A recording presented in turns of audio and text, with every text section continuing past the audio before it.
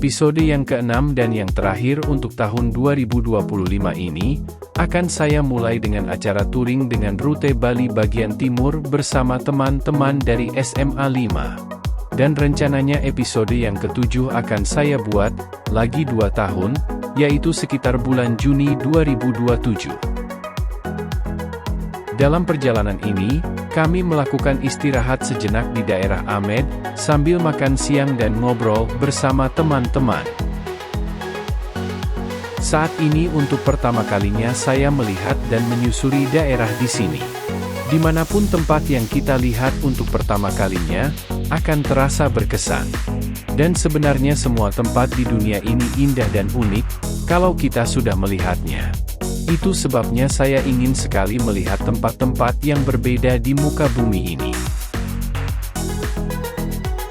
Setelah melewati kota Singaraja dan daerah Bedugul, kami melakukan pemberhentian terakhir untuk makan malam di daerah Sange.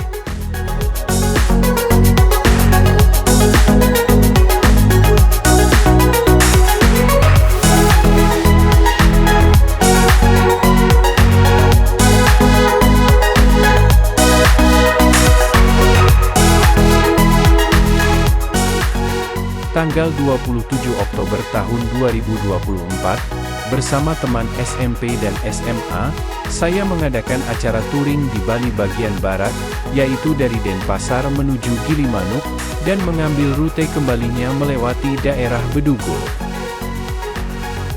Bagi saya, ini adalah sebuah rute perjalanan yang menyenangkan, terutama di daerah Bali bagian barat menuju Bedugul. Jalannya sepi dan saya suka pemandangannya.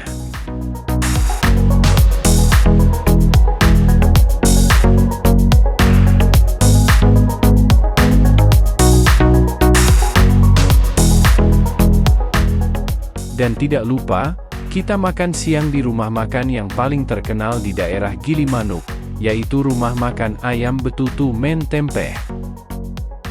Ayam Betutu Men Tempeh adalah salah satu kuliner legendaris yang ada di Bali dan sudah mendunia hingga luar negeri. Dan rumah makan ini sudah ada sejak tahun 1978.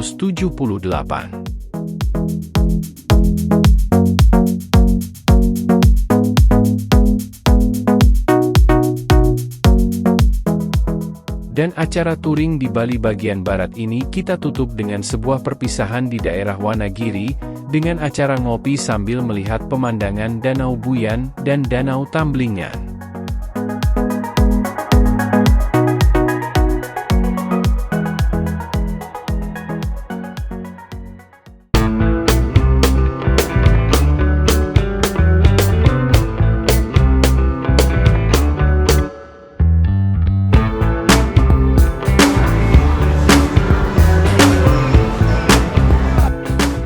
Tahun 2025, saya awali dengan sebuah perjalanan menuju Vietnam.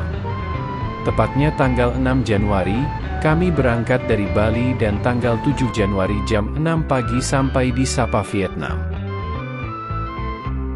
Sapa adalah sebuah kota kecil yang terletak di Provinsi Lao Cai di bagian utara Vietnam. Dan kota ini berbatasan langsung dengan Tiongkok. Kota Sapa berada di lereng pegunungan Hoang Lien San dengan puncak tertinggi yaitu Gunung Phan Xipang.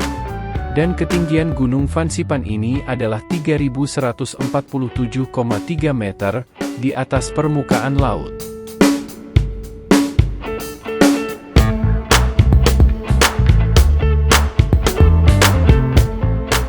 Hanoi adalah ibu kota Vietnam dan dahulunya ibu kota Vietnam Utara dari 1954 hingga 1976.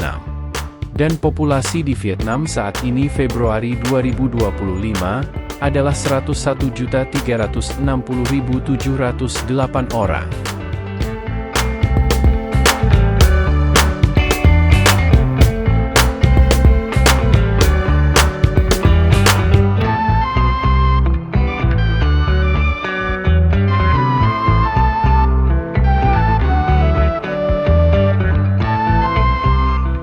Tanggal 16 Maret tahun 2025, Saya lanjutkan video kenangan ini dengan acara touring bersama teman sekolah SMP dan SMA.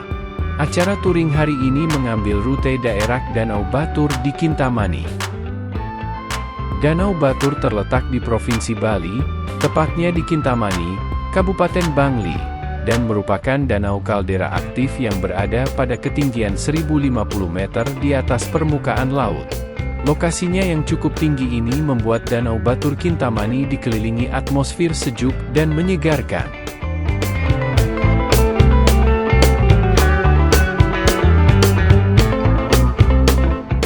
Setelah melakukan istirahat sejenak di jembatan Tukat Bangkung yang berada di Desa Pelaga, kami melanjutkan perjalanan menuju Danau Batur Kintamani.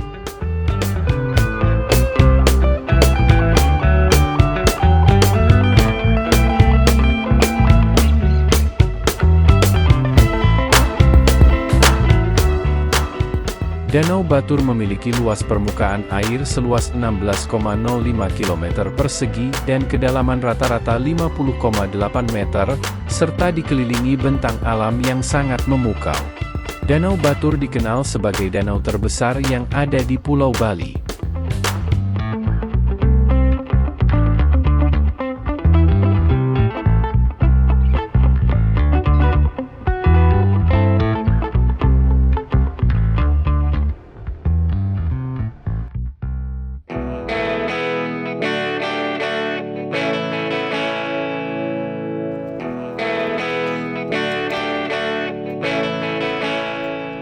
Tanggal 25 Juni tahun 2025, jam pukul 1.45 menit saya melakukan penerbangan menuju kota Jakarta, untuk mencoba kereta api cepat WOS. Adapun ini adalah video penutup saya di tahun 2025 ini. Di mana saya berharap di tahun 2027, sekitar bulan Juni bisa membuat episode yang ke-7 dengan cerita yang lebih menarik.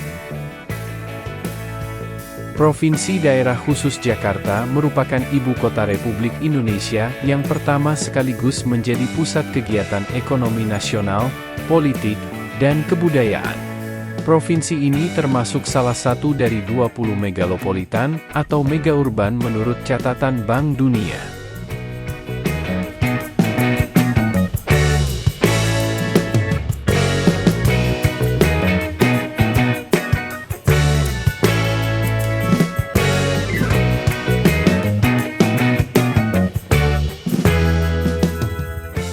WOS adalah sistem kereta api berkecepatan tinggi pertama di Indonesia dan Asia Tenggara.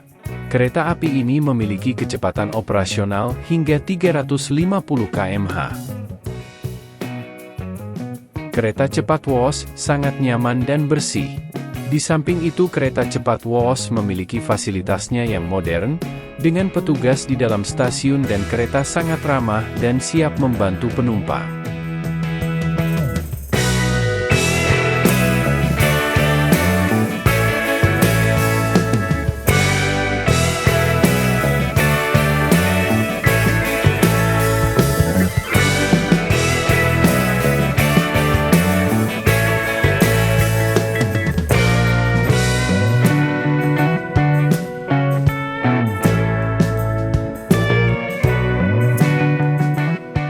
Sore hari di hari yang sama, kita kembali menuju Jakarta. Dan 2 hari kemudian yaitu tanggal 28 Juni, kita kembali terbang ke Denpasar, Bali.